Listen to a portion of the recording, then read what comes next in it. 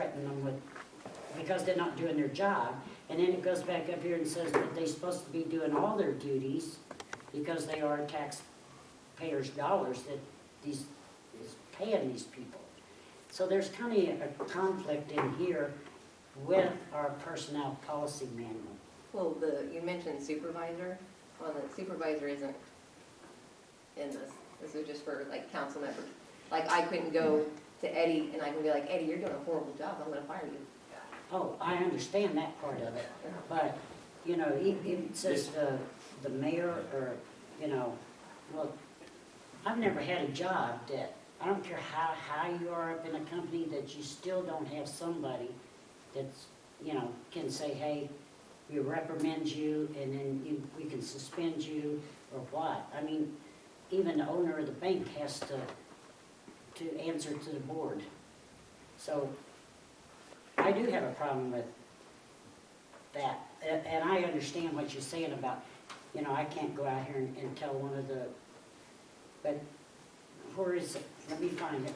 It's saying, like if we, I'm interpreting it anyway, like if we have a water main break and the mayor would call and say, hey, I need you to go fix that.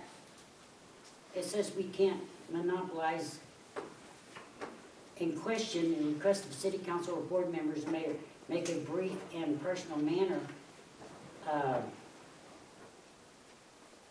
If they've got an agenda that they're on and they go, well, that's not my top priority right now, the mayor can't say, hey, this needs to be done.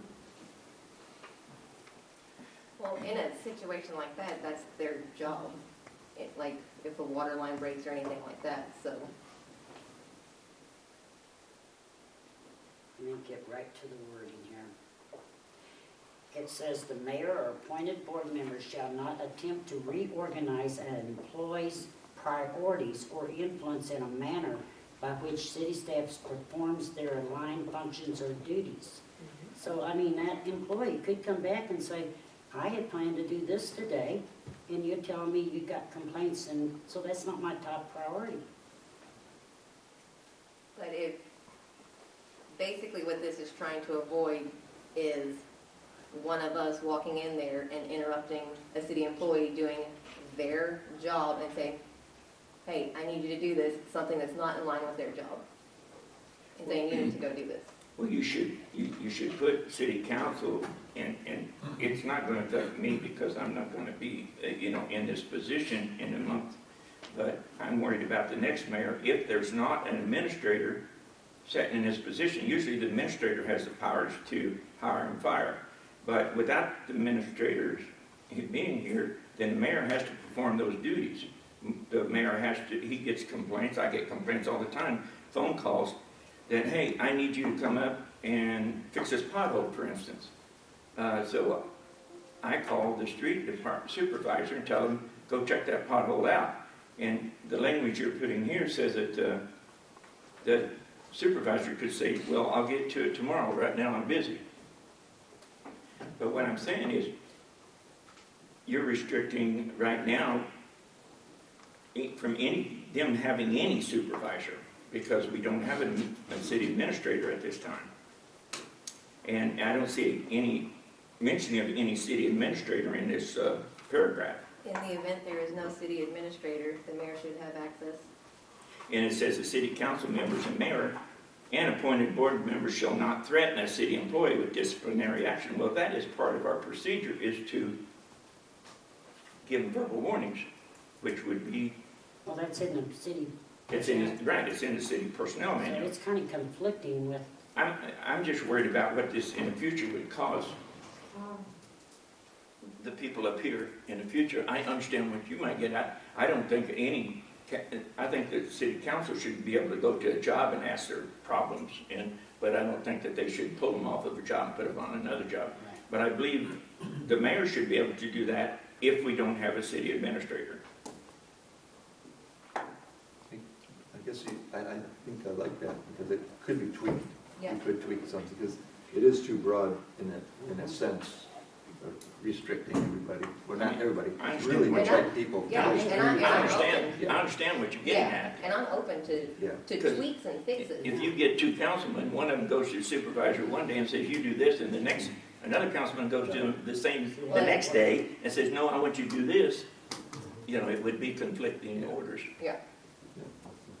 That's the only thing I've got is, I haven't got a problem with any of it. I'm worried about job duties and giving job duties to the employees when we don't have an administrator.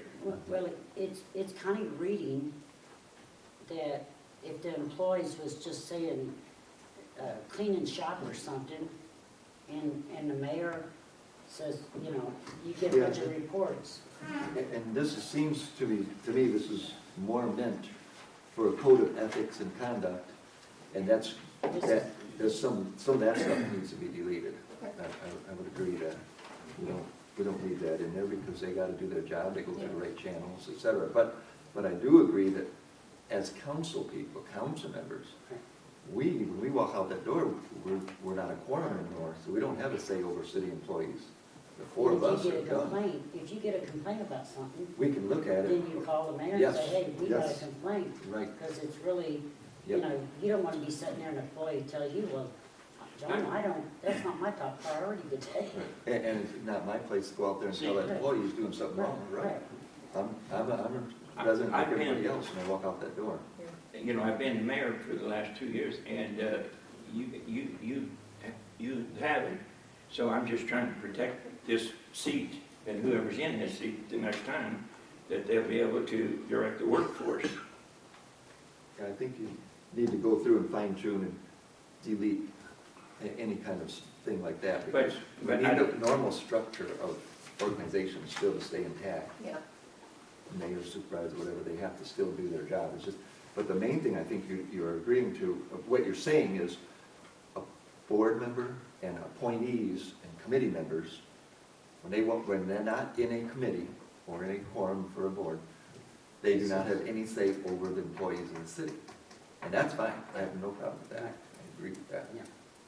But to eliminate any No, yeah, it was direction. overstepping. Yeah, and another one is the one above it, I think it's under, I've got them all mixed up. Access to documents. Yes, it says the city council members, mayor, and appointed board members shall not have access to documents outside of official council meetings. This information will include but not limited to payroll, employees' applications, timesheets, legal or real estate transactions, etc. Unless a meeting is in session, city council members, mayor, and appointed board members are just citizens. They do not need and should not have access to confidential information as an individual. The documents will only be released if the city council as a unit requests those documents for council action. In event there is no city administrator, the mayor should have access to these documents as long as it's within operating hours of City Hall and the documents does not leave the building, which I agree with that wholeheartedly. But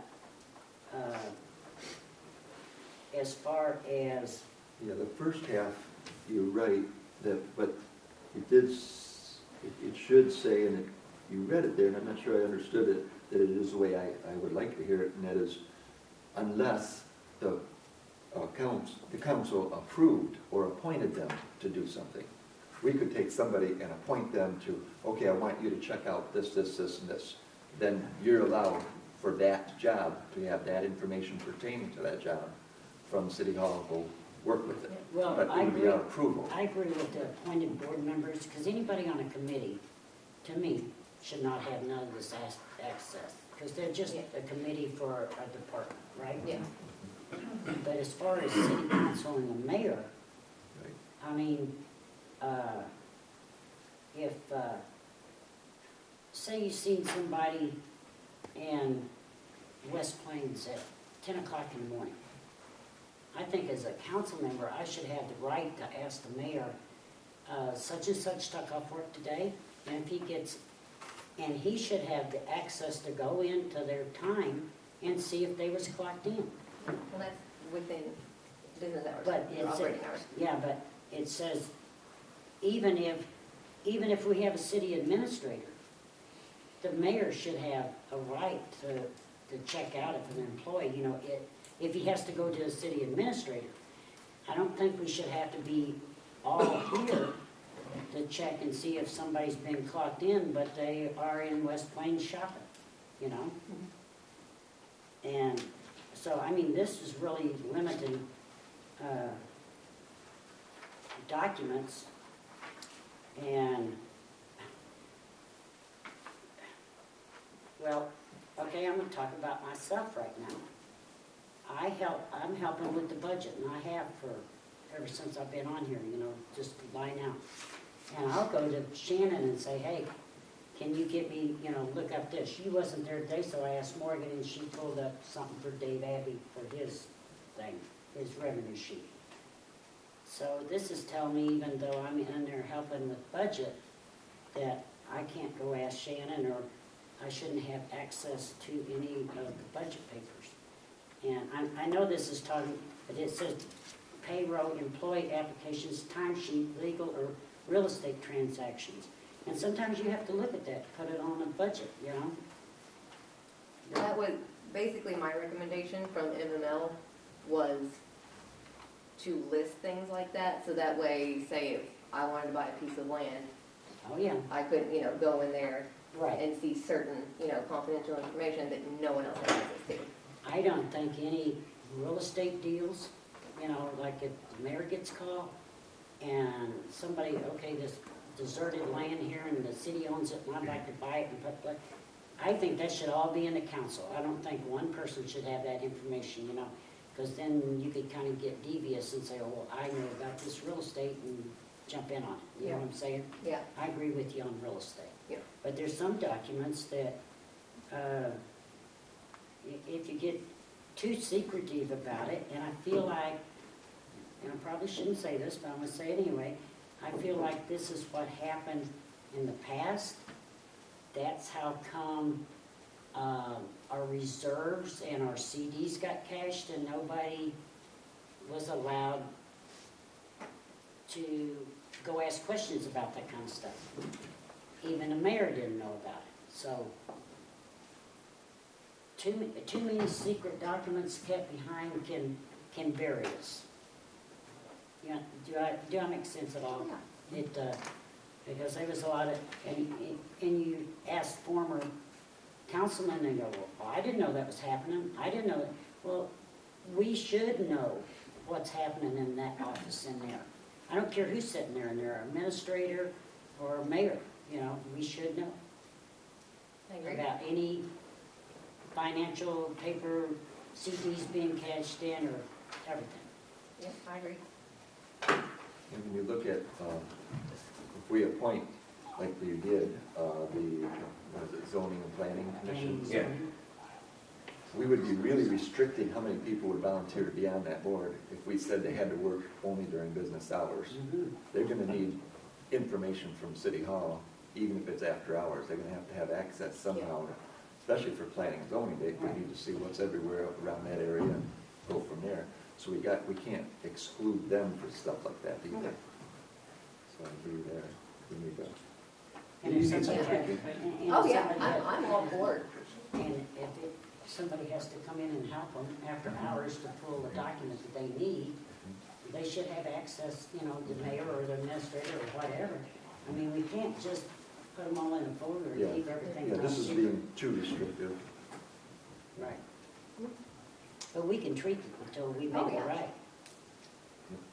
Well, yeah, I have nothing against the resolution, it sounds great, you know, it's in the way it's worded in itself, or even the document that the elected officials has to sign.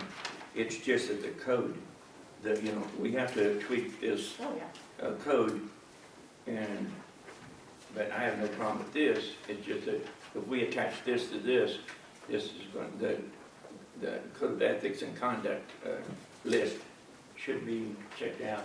I don't know how we can do that, or who's willing to do that, or, because we gotta work together to Yeah. get this accomplished. I mean, should we all just, now that we've had this, I know you guys Keep- have only had it for make a notes. day, but, yeah, and. Table this, and make notes on it. Table Yeah, and this, then we can, and each council person can make notes of changes they think, and then we can discuss it at the next meeting. And this is really throwing a fur in it, but I know when I first, and Punky first got elected, remember we had that MML meeting, and it was about new elected officials. You didn't get to go because you had to work. I went, maybe Ellie went, I don't remember. But anyway, that got you in a legal mind of what you could do and what you couldn't do and you better not do. And I think it's good for all new council members to go to that, and because they give you this There we- pamphlet, and then you can just refresh your mind over and over and over.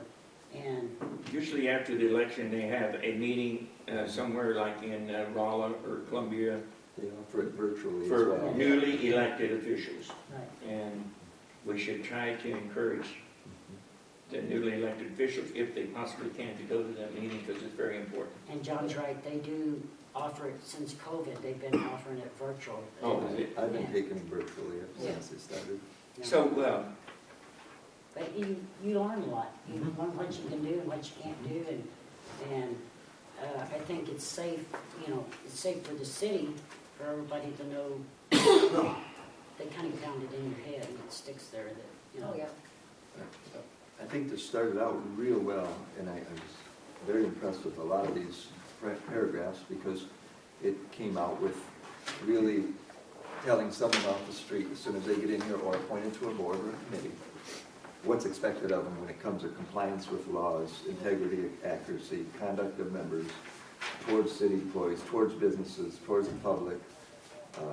That was excellent, but then when you start restricting each thing there, Yeah. that's where it got tight. But otherwise, I don't see a problem with it at all. yeah, I'm all for tweaking and input.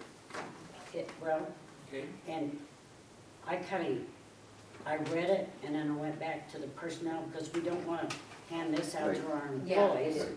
And then, okay, here's this, but this is conflicting with this, because then it'll really get us in trouble. Right. And I mean, they've lived with this, which I'm not saying this is perfect, but. Yeah. Well, that's what I was just kind of hoping to give just a, because there are some people who come on the council who may not ever go to any MML classes or anything, Right. so we should have something, some sort of guideline. And I And mean, just try to keep updating ordinances and tweaking everything and, And it's basically for the council, the administrative people and appointed boards. yeah. And I did want to get in, the appointed board members, because I thought that was important if we're going to start building the committees back up. Not for every And I know, employee. I know this is a state statute, and they can be removed, but in third-class cities, they feel like that the public elects all of us. So they require them, if somebody they get a bunch of people, they can get a petition, they got 60 days or 90 days, and they have to have 25% or 30% of all the registered voters sign that petition to remove that. And I think that's one of the steps that, the state requires. the- Yeah, the it's state- not easy to remove, No, and it shouldn't be. no. And I mean, it says any complaint regarding a violation of code of ethics may be made in writing, signed. And there's people out there that might not like you and just write a Yeah. paper letter, so, That's fine, then the council looks at it and decides Yeah. yeah. if it has any, Yeah.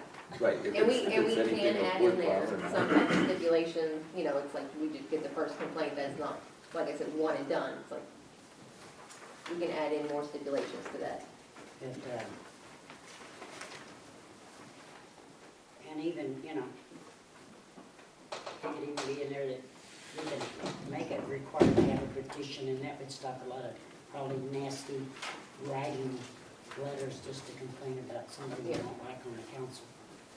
So, Okay, so okay, we all, Yeah. done my duty. okay, Yeah, I'm fine. so we all agreed to table this then? Review and, it and then, Yeah, and write notes. Yeah.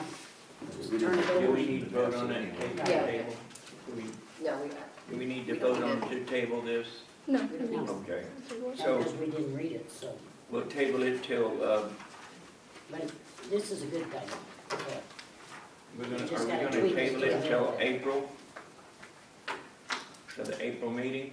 Is that what we're gonna do? Yeah, that way it'd give us time to really, Yeah, we ain't got time to really Yes, and- tweak it. We got a meeting next Tuesday with the beta, but read this. I don't think we got enough time to tweak it now are we properly. gonna do, is the meeting Tuesday, is that just gonna be like a meeting, or are we gonna do like a town hall type thing? It's- I'm just, It's, I've had several people ask, that's. it'll be like a town on the hall, subject. it'll be like a town hall, but we'll have to treat it like a meeting because we have a quorum. Okay. And we're gonna go ahead and have the setting like this, and, then people and then we'll have the speaker there, and we'll open it up for questions. Is that all right? What else will be at the meeting, what else are we discussing? That's the only thing that we're gonna have Tuesday Just beta. that know of. And then, then in April, I guess we put this on old business in April, unless you would like to put it under new business again, so that the new elected officials could address it. And because- read it and study it and, Because April the 11th will be when I come in and I will take care of old business, and then I'll turn, and we'll swear in the newly elected officials. And then the newly elected officials will come up and work on the agenda, on new business. So should we put this in new business or put it on old business and let me discuss it as me as mayor or as the new mayor? Well, it will be old business, so it has to go in old business. Old business would be this ethics. Because we're, It would have to be old business. Yes, because you've already Technically, talked we about it tabled it. once, right? Since you guys tabled it, it's now old business for you guys, so you have to put it in old business to deal with it later. Okay. but Well, I think if it does, we get it tweaked and we might not even have it, everything, all the Right. kinks washed out of it by then. Yeah. But, even our rough copies of it, I think we need to put that in with the elect, yeah, because, but so we'll, they can study it too and know what we're talking about and not be left in the dark. because I doubt if we get to vote on it in old business in April anyway, to be honest with you, because if we're all going to tweak it, then we have to bring it back at old business and tweak it again probably, just like we do the budget, basically like we do the budget. That's fine. yeah, Keep tweaking, yeah. Yes, For the meeting on Tuesday with Beta? Yeah. I may be wrong, but I think, and with Deidre here, can it be done as a town hall even though there are a quorum, as long as that's the only thing discussed? Does it have to actually be an official meeting, or can it just be a town hall meeting? we have to pass an ordinance accepting, it'll have to be a meeting because we'll have a ordinance accepting, giving the mayor the authority to do a contract with Beta. Okay, so there is a possibility of being able to do that at that meeting? Yeah, I would like to do that, yes, Okay. because we're running out of time. And if the council says for Beta to go ahead and do it, then we will pass that ordinance, and then they can get going. Great. and if there's a quorum up here, we couldn't, if one of us asked a question or anything, then it's automatically minutes have to be Right, taken, right. so. So let's leave Turns it, into a let's special leave it in meeting here essentially. as a regular meeting, Okay. because it's just not a talking meeting, it's a regular meeting that we're gonna have to go with an ordinance. If any of us would discuss what they're saying, then it turns it into a council meeting. But the mayor has already said he was gonna open it up for questions. I'll, definitely, what I'd like to do is, when the speaker speaks, we'll let, without any interference, we'll let the council do their, talking to the person, I don't know exactly who's gonna present it to us, but, It does affect His name is Chip, that's all I know. Okay. Chip was the baby. And then I'm sure that we can open it up for discussion, open it up for questions, and he'd probably be glad to answer everything. So, I like that, maybe putting something in there, we're gonna let them present, and then council will ask questions, and then we will right, open it up to the. we'll let We the, could So put that way that we on, we could put that No on the interference. agenda. Yeah, yeah, I like that. Public, Question and answer session. Yeah, there yeah, you so go. that way we can get our questions out, and then, and that's technically the way all the meetings are supposed to be anyway. Yeah, technically, but sometimes they get out of hand. No. Well, sometimes I let it get out of hand too. Okay. So, okay, we're gonna table that then until the April meeting. New business. The new business is the ordinance 1709, and it's amending chapter 26, which is a park board of the city of code ordinance, and that's a new golf fees for this year. And the council can see, Corrections have been made. and we went over this. We went over this before.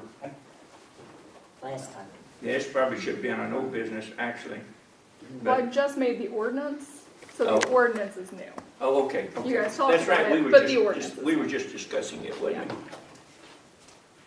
So the council can look this over, and if they got any questions, So you want to read it, and then that way we can discuss it? read the whole thing. No, just this up here on top. And ordinance amending, do I have to do 2 readings on this? Yeah, Yes. we're going to Do it. discuss it after you read it. Okay, This is confusing. okay, we'll do the first reading, then we'll discuss it. An ordinance amending Chapter 26 Park Board of the City Code Ordinance for the City of Mountain View, Missouri. Whereas the Board of Aldermen has determined there is a need to amend Chapter 26 of the City Code of Ordinance for the City of Mountain View, Missouri. Be it ordained by the Board of Aldermen of the City of Mountain View, Missouri, the City Code of Ordinance is hereby amended, Section 26-070-2 and Section 26-070-6. I'll make a motion to open for discussion. Okay, we can open that up for discussion. It looks all in order of what we discussed before. and I don't It see a is, problem with it. I'll second that motion. Yeah, I think you're talking. Okay, we got a second. Are we all in favor? I, Okay, open for discussion. I don't see a problem with it. Everything looks good. The only thing we wanted was the junior dropped down to 9, and it was done, and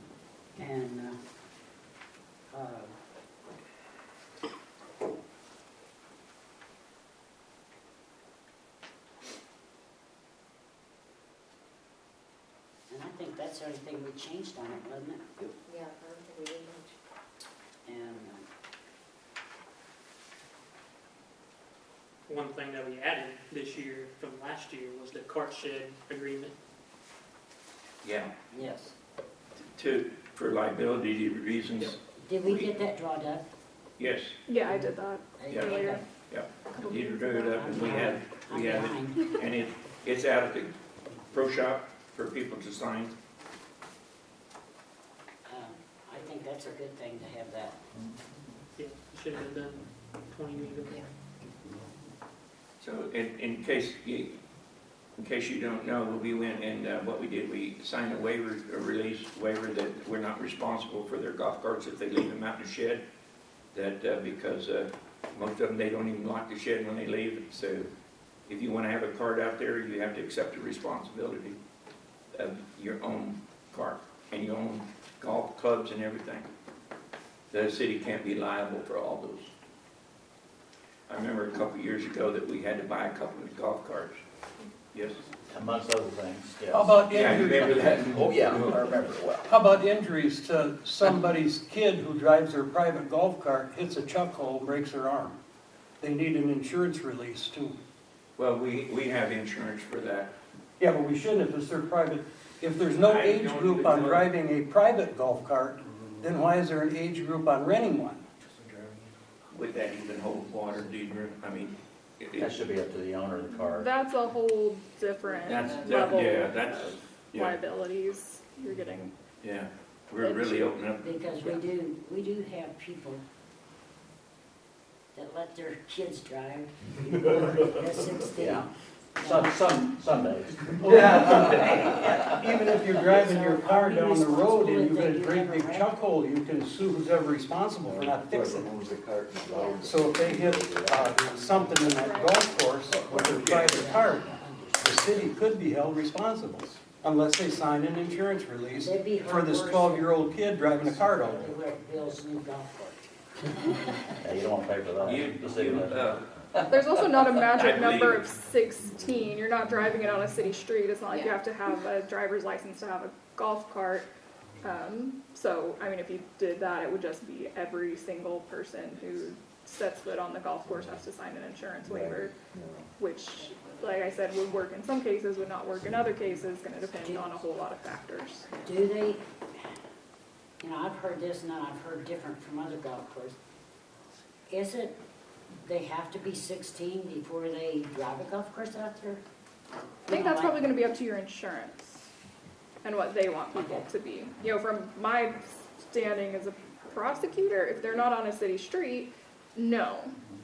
But, I'm talking about workers oh, you know, driving them. once again, if they're not on a city street, it's not That's what I'm illegal thinking. for Why do you them need- to, but I would say your insurance probably wants them to be.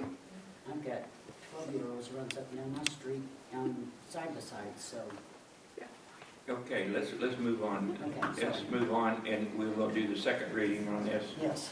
Is that ready for second reading? An ordinance amending chapter 26 Park Board of the City Code of Ordinance for the City of Mountain View, Missouri. Whereas the Board of Aldermen has determined there is a need to amend chapter 26 of the City Code of Ordinance for the City of Mountain View, Missouri. Be it ordained by the Board of Aldermen of the City of Mountain View, Missouri, the City Code of Ordinance is hereby amended, section 26.070-2 and section 26-070-6 and section 26.0, well, that's the same, section 26-070. So I need a motion to accept this as read. I'll make a motion to accept. Second. And Mr. Simpson does a second. And we have a vote, please. Aye. Okay, all in favor? Mr. Swain, we will let Assistant Chief come up and he wants a request for temporary regulations for traffic ordinance. Alright, so I don't know if y'all remember, this is the same thing I asked for Pioneer Days. Abigail talked last meeting about a festival she wants to have at the end of April, April 30th. And so what we're requesting per ordinance is 2-240 is authority for the police department to have temporary regulations to traffic ordinances. And so what we'll do for the event, we'll set temporary parking places, we'll block off certain streets, not allow access where normal parking is allowed. And it gives us the ability to enforce for the duration of the event our temporary traffic controls that we have. And I was talking to Eddie a little bit about what we should do for time-wise. And it's April 30th, but I'm not sure quite when her start time is, so I thought we might include like April 29th, maybe in the evening, like say start from 8 o'clock p.m., April 29th, that we could start enforcing like temporary parking spaces and stuff, because I'm sure she's not gonna want a bunch of cars left over there, and we can get those moved out of the way. That's just Main Street?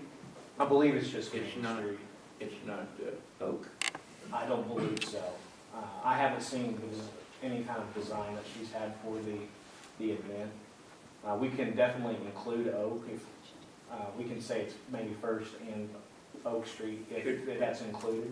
Have we talked to the businesses down there and see if it's going to cause a problem with our businesses down there? The department hasn't.